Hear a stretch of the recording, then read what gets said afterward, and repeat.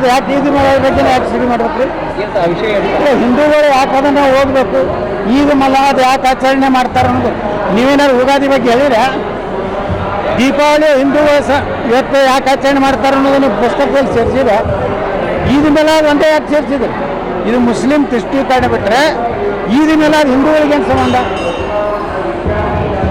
ಹಿಂದೂಗಳ ಏನದಾವು ಹಬ್ಬಗಳು ಹಿಂದೂಗಳಿಗೆ ಮಾಹಿತಿ ಕೊಡುವಂಥ ನೀವು ಮಾಡಿರಿ. ಜಾತ್ಯತೀತ ಅಂದರೆ ಎಲ್ಲನೂ ಮಾಡಬೇಕು, ಎಲ್ಲ ಧರ್ಮದ್ದು ಮಾಡಬೇಕು.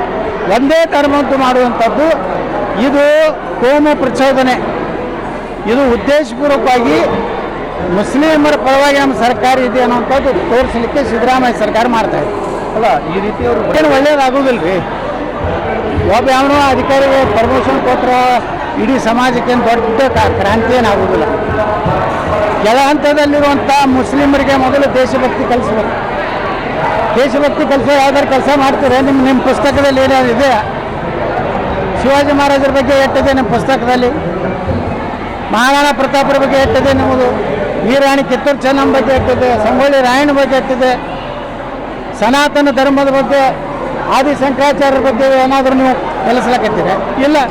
ಹಳ್ಳಿ ಅದೇ ಔರಂಗಜೇಬ, ಅದೇ ಟಿಪ್ಪು ಸುಲ್ತಾನ, ಬರೀ ಅವ್ರನ್ನೇ ವೈಭವೀಕರಣ ಮಾಡ್ಲಕತ್ತೀರಿ.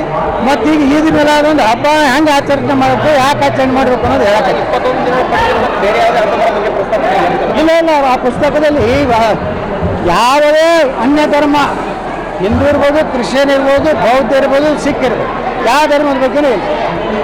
ಅದಕ್ಕೇ ನಾವು ವಿರೋಧ ಮಾಡ್ತಾ ಇದ್ದೀವಿ. ನಾವು ವಿರೋಧ ಯಾಕೆ ಮಾಡ್ತಾ ಇದ್ದೀವಿ ಅಂದರೆ, ಜಾತ್ಯತೀತ ಅಂದರೆ ಎಲ್ಲ ಧರ್ಮದ ಬಗ್ಗೆನೂ ಹೇಳಿ, ಹಿಂದೂ ಧರ್ಮದ ಒಂದು ಒಳ್ಳೆಯ ವಿಚಾರಗಳನ್ನು ಹೇಳಿ, ಅದು ಇಲ್ಲೇ ಇಲ್ಲ ಅದೊಳಗೆ.